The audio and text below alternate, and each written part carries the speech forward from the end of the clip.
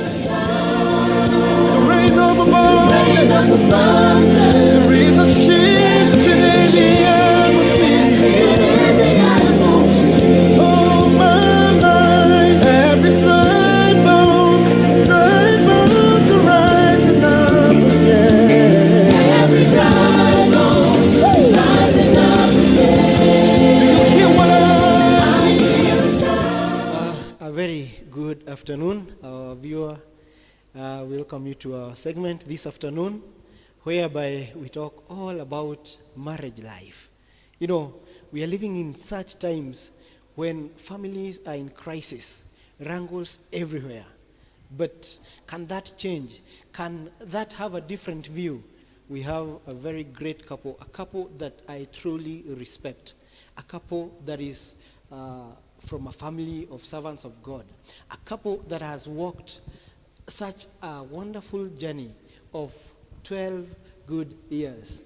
And as we take a start, I really welcome you so that we may walk this journey together with them as they tell us how it has been, how hard it has been, how easy it has been, or probably they could be having other issues that they would like to share with us. Karibuni sana, Reverend and Mrs. John. Thank you. I really welcome you to our studios this afternoon. Yes. And as we start, I will kindly request you to make a brief introduction so that our viewer may even know who you are. Oh, thank you. Yeah, my name is Reverend John Maina. I thank God for His grace. And I'm married for the last 12 years.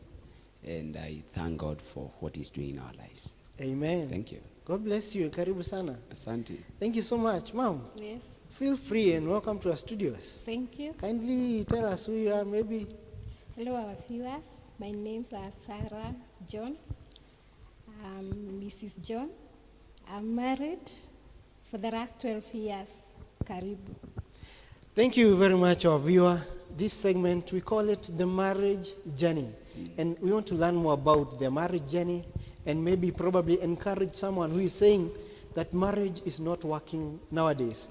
Now, for example, you know, we are living very hard times of COVID-19. Yeah. And we have had family crisis, wrangles here and there, family breakups. You know, we hear a husband has slaughtered or slit the throat of the wife. Yeah. Is marriage still working nowadays, Pastor? Yeah, I may begin actually where you've just set off. We are in days that are not very ordinary in terms of the COVID. COVID has brought a lot of challenges. And they're not really challenges, but have changed the way things are done. For example, where you have to stay in the house for a day, 2 days, 3 days, a week, two, together. And you know, mostly people are used to, you wake up in the morning, go to work, you come back in the evening, so you spend a little time. So, and that has caused a lot of challenges. But I want to say that marriage works. Actually, this is the best time that marriage can get sweeter and better because you are together, you are disagreeing to agree, you are seeing those things that you never used to see, and you can now start planning, you know, or working on them in you and for the both of you. Sure. So marriage works. Oh, that's an awesome one. Marriage work. Mom, how easy is this marriage works? It is easy for a marriage to work when people are committed to it, because marriage is all about commitment. If you are committed to, because it is not one man show, it is only both of you are supposed to participate for it to work. So me would say it can work easily when the spouses are committed to make it work. Oh. Yeah. I thank God that it is all about being, you know, working as a team, Yes. not kuenda moja moja. Yes. Oh, bless the Lord. Yeah. Now, I understand you have lived for 12 good years in marriage. I want us to know, probably, when did you meet? That's a good one. No. We met about 18 years ago, if I'm right. This was about around 2005. Personally, I was trusting God to get someone to marry. And of course, we are talking with my peers and we are praying, and everyone has their suggestions. But I remember this one time I felt, God, you must answer this prayer now. So I made a crazy prayer, because I remember I went to a prayer mountain, and these are the words that I remember I prayed. God, wherever my wife is, even if she's in Australia, you know how to get her. You know she's the bone of these bones. Yeah. And around that time, we were sent by our pastor on evangelism assignment in Kirinyaga. And when the host pastor received us, the first person I saw was this girl. I still remember that picture. You know, Mslenda, your figure 8, okay. You know. I get it. I remember she was wearing a red top. And I don't know why my eyes caught her attention. And then it so happens that it is in their place that we were to spend. And she was actually the one assigned to take care of us. We have about three brothers. So she was the one making sure we are taking breakfast and such things. And so at that time now I got to know her. She was leaving the hand now who was hosting us. And around that time, she also happened to be my translator. You know, this journey is amazing. Okay. So, and in this one crusade, I'm preaching, she's my translator, and then it starts to rain. And it rains heavily.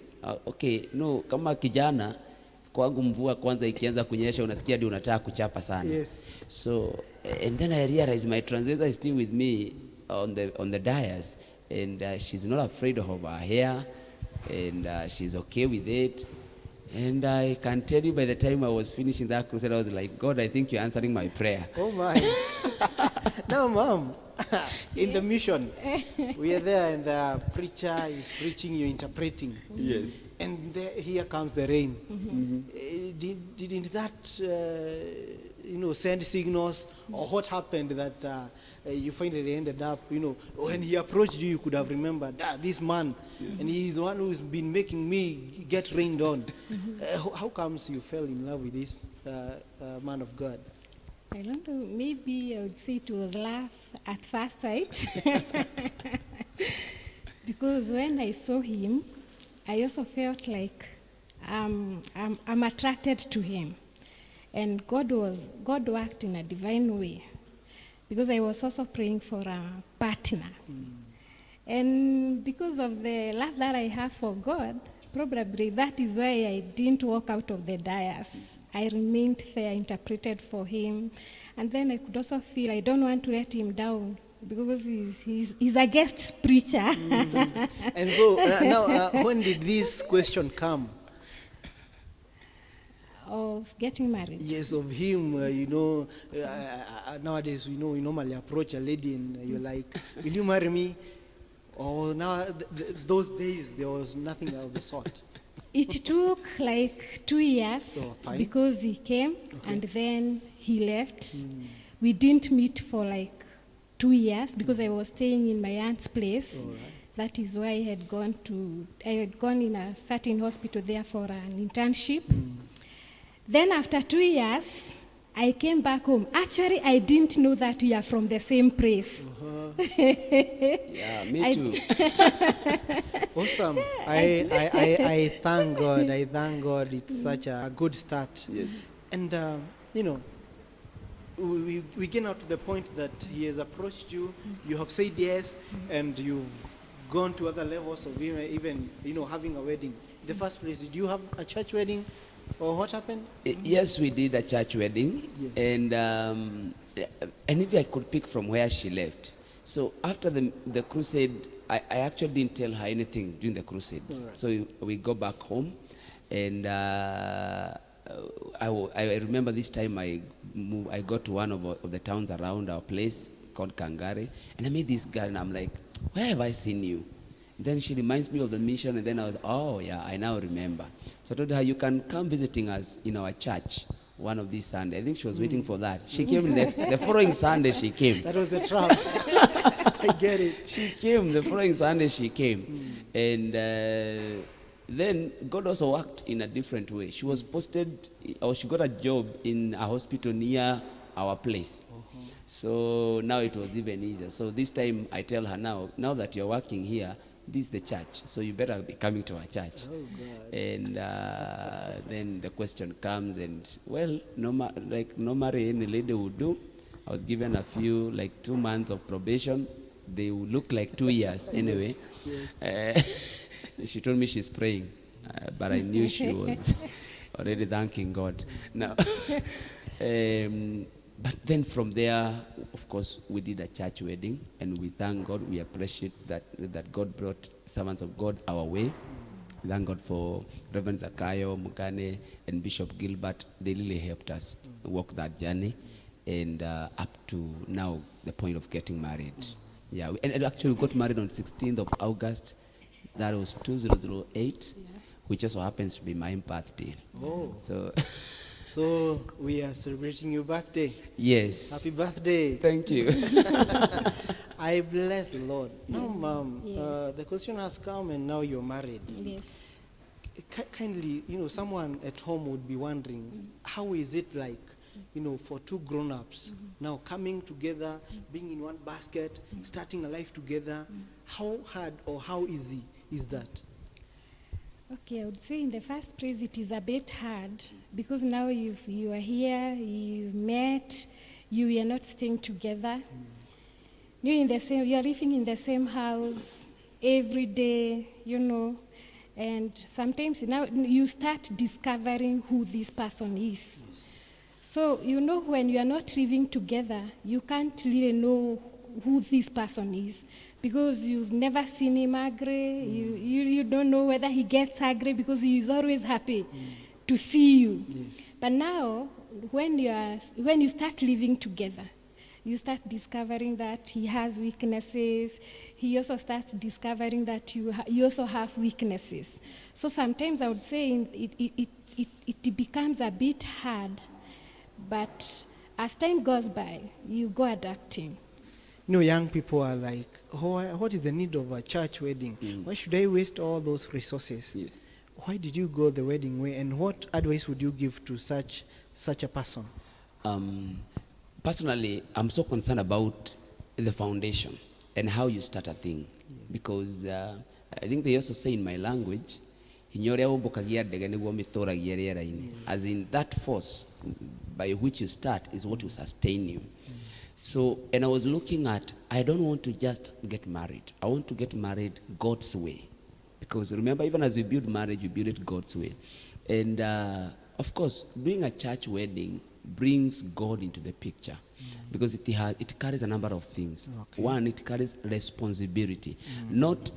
I don't think there's any church where you go and do a wedding and you have not gone to the parents of, to your partner's parents to say that you are marrying this girl. Yes. So that already creates a sense of responsibility. It is known from the beginning that this girl is getting married to John. Sure. So, and the other thing, the responsibility also to the church. This church have raised you. And may I say, it's not even about the expenses. If I tell you how much we spend in our wedding, you laugh. I think we spent 55 something. It was not even 60,000. That's how expensive our wedding was. The bridal car was a very powerful machine called Vitz. So, and I was actually given by a pastor friend of mine. Yes. It doesn't have to be expensive. But what I was looking for that blessing at the altar of God. I have grown in church. I know God is the author of marriage. I want him to be part of it. I want him to take every part of my wedding. And now that foundation is what we are continuing to build upon even now. Oh, my. Things are getting sweet and sweet in this platform. Yes. Our fellow viewer, remember to keep it K.A.G. Emmanuel Matangi. Yes. Keep it here. This is our forum where we talk about the marriage journey. Yes. The journey that at times becomes so hard, at times becomes so easy, at times, people have different opinions. Yes. And today in studio, Just a reminder is that we have Reverend and Mrs. John M. And moving on, in family, when you came together, you know, in our native language, we say, "Madhanwa makiri kyodo kemweri, matiga gukongorania." Probably, Mrs. Pastor, Yes. which low moment can you remember that you have had in your 12-year marriage, and even the higher one? Can discuss on the two. The lower and the higher. So my lowest moment in my marriage is when I lost my firstborn. When I got married in 08, then 09, July 13th, we were blessed with a baby girl, and she stayed for 3 days, then she passed away. That was my lowest moment, because I was just wondering, how can it happen? I really asked God so many questions. So we were down because, you know, at that time when you go through such a thing, people always have so many things to talk about. And actually, many people will even leave you. So it is like you are suffering alone. And here we are the ministers, we were the pastors. So everybody wants us to encourage ourselves, and everybody wants us to remain strong. And because we had to remain strong for them, actually we could cry at night. Personally, I could really cry at night. But during the day when we come to the church, I'm smiling. It is like everything is normal. And so that was my lowest moment, when nobody was really understanding what I was going through. But I thank God for Reverend Zakayo Mugano and his wife, because they really stood with us, they prayed for us, they visited us so many times to encourage us. So that was my lowest moment. There are so many people who probably have lost their babies. How did you move on, and what advice and encouragement would you have? What made me move on is because there are people who are praying for us, and Pastor and his wife were really encouraging us. And there is still another couple called the Erastas who had gone through the same thing. So they were telling us that, gee, this is just a passing cloud, you know, you will overcome. But I almost got into depression because I went through cesarean section, and then the wound could not heal. And we were like, God, what is happening? Only to discover later that they left something, you know, they left a bandage, and that is why the wound could not heal. So after like, the wound healed after, I think 6 months, because I had to go to Outspan Hospital in Nyeri, where I had to go for another minor surgery. So the wound took time to heal.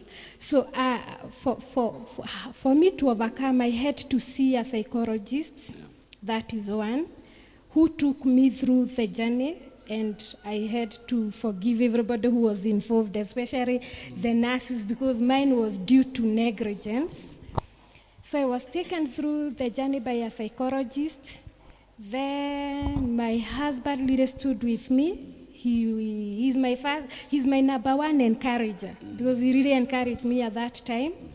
And then we really prayed and we trusted God. Amen. So I would tell someone who has lost the baby, you know, healing cannot happen. It is something which cannot happen. It cannot happen like it is in a day. It takes time. Healing is a journey. So maybe you can see a counselor and continue praying and trusting God and listening to those people who are encouraging you, and without paying a lot of attention to those people who are talking negative things about the situation, because they will always be there. But there is still hope, because God made us to start again. Amen. And actually, we are blessed with 3 children. Oh, yes. So we really thank God for His grace. I thank God. Wow. Actually, I was coming to that now, because you lost the child. There are children, and yes, she has said that now you are blessed with some other 3, which I believe they are a blessing to you. Yes. Now, Dad, how is it like, you know, she has come, she has now, you know, you have been blessed with children. How have you been living, now with the blessing of the children, I believe they are blessings. Yeah, of course, children are a blessing. But normally, they also can bring a challenge on a relationship as a couple. Especially for us men, it's like we feel the attention is going too much to the kids. And that also happened to us in the beginning. But then we got to a level of where we can now sit down, discuss, and look at our relationship and ask ourselves, could God really have blessed us with children to separate us? And we realized no, they are supposed to help us grow and become better in our relationship. So, and from that time we were able to know there is time and space for children and time and space for each other.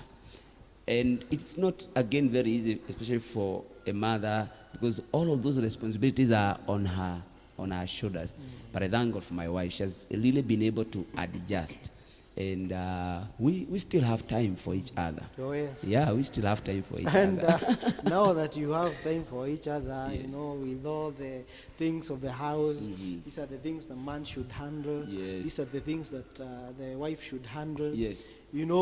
At times you see as if the attention is now to the kids. Yes. Let me ask this tricky question. Yes. But it's very vital.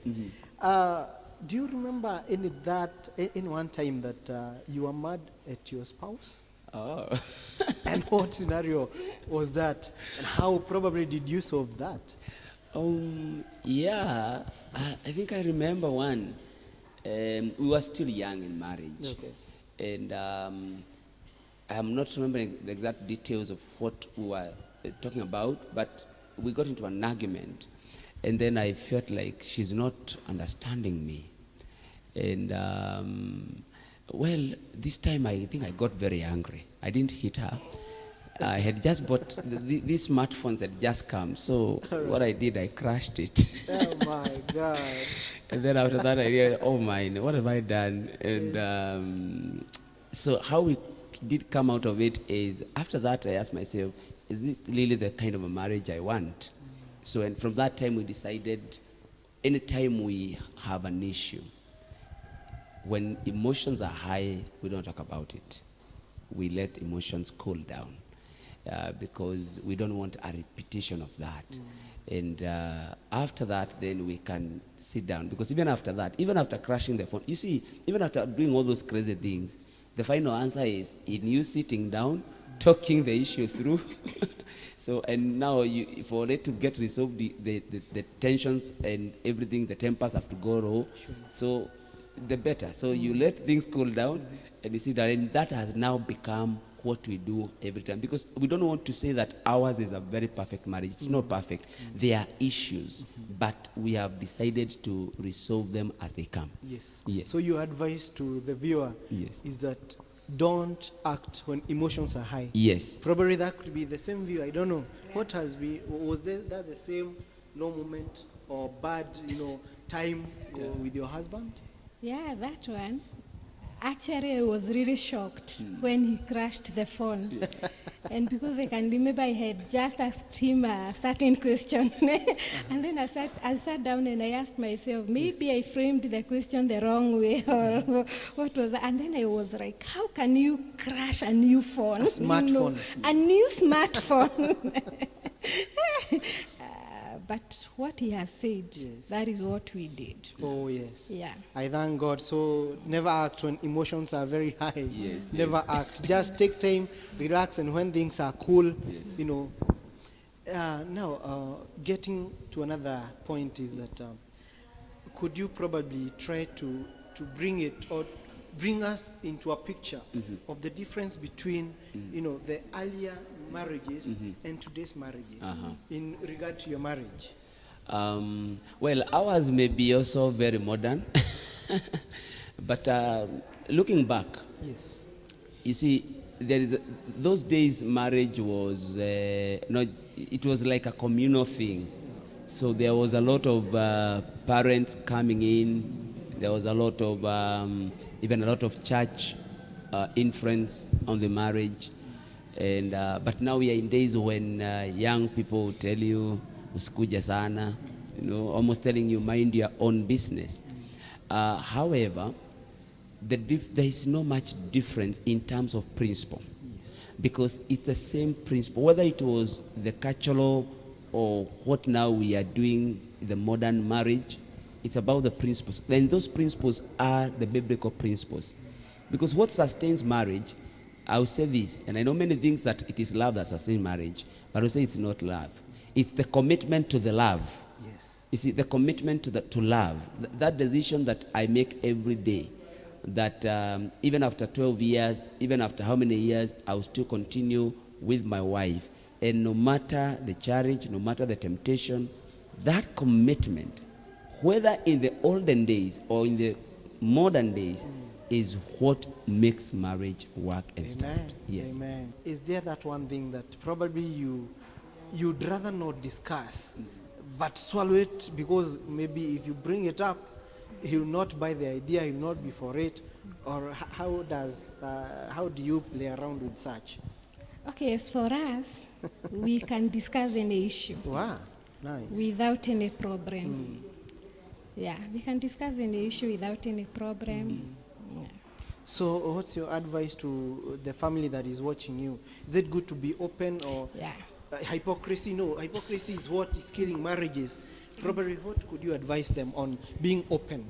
I would advise them to be honest and to be open. Yes. Because right nowadays, what is killing so many marriages is the issues of the phone.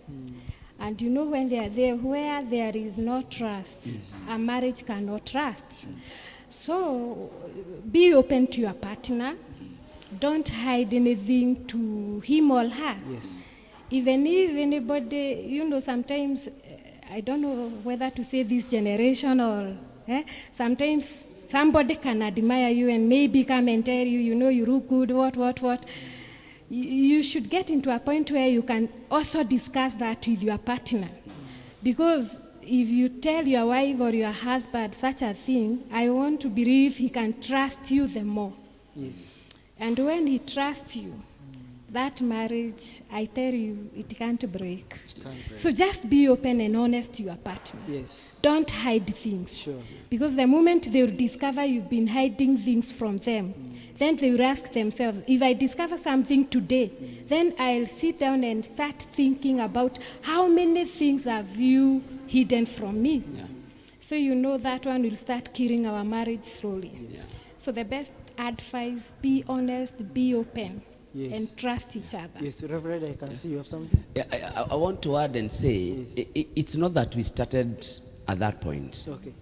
There was a time when also there are issues that would not really want to get into. Maybe giving an example, there are times when we could not even talk about finances because once you touch that line, it's really going to get hot. Yes, there will be sparks. There will be sparks. Yes. But over time, we have grown over that, that we can talk about anything. In fact, I was remembering, this morning I remembered something my boss was telling me the other day. You know, someone meets her, and then he tells her, na uko smart sana hata kama hunisalimi. And then she's like, okay, I don't, and the guy says it again and again, and then she shares that with me. And then we just laugh. Because it's no longer an issue. Yeah, it's an issue. So I think as people continue to grow in marriage, we need to understand that these things will keep on coming. And they will not be solved by other people outside your marriage. It's you to know how to handle them. Yes. Because if somebody, you know, teases your wife, so do you take it, you know, like, I think wewe hata ulikuwa unataka ku, you know, or do you take it like, okay, I think that's a normal thing that happens in life, and let's talk, let's discuss, let's continue with our marriage journey. Yes. Yes. Now, as we come probably to a conclusion, but not really to a conclusion. Yes. In every course of life, and in everything that people are doing, there are mistakes they do. Yes. And you know, like for example, in an exam, if you fail, we are given a retake. Yes. Let's assume you're given a chance for the 12 years that you've been married, to redo something that you wish that you would redo, what would you redo? Wow, that's a good one. I think one thing would do better. Yes. Is in the early years of our marriage, we really listened to people's opinions, and we really allowed people to control the way we live and go about things, and and either directly, because people are talking to us and telling you, maybe you could have done this as a couple, maybe you could have gone to this other place. I remember, like, even that time when we lost our child, we had a specific hospital we wanted to go to. Then people are telling us, no, that's not a good one, go to this one, go, until we were confused.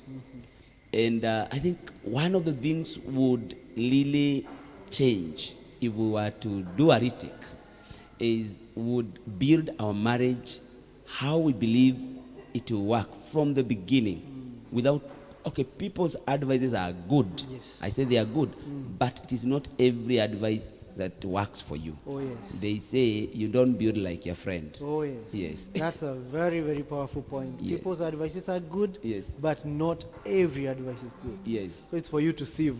You have to, because remember, you're also dealing with a different person. Sure. They could be dealing with their wife or their husband who is difficult in some way. Yours may not be difficult in that way. Yes. So you really have, after, it's like school. You go to school, you learn how to drive, you do all that. But when you sit on the driver's seat on the highway alone, that is when your driving skills become personalized.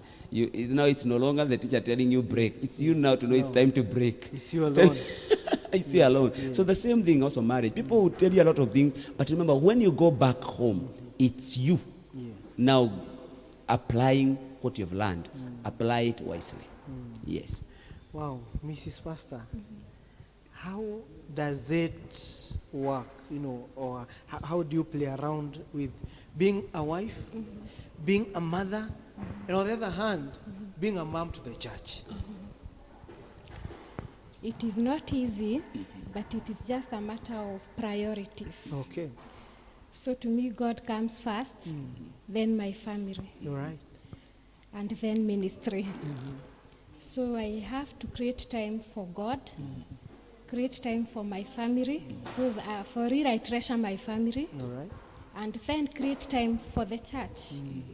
And that is what has really helped me. Yes, and that brings balance. Yeah. And makes your marriage still continue working. Yes. Maybe probably as we come to a conclusion, what advice would you have to mothers out there who are married and someone could be on the verge of giving up, it has been having problems in there.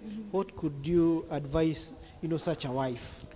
So I would tell you, don't give up. Yes. Because I believe all marriages can work with good communication and without focusing so much on your partner's weaknesses.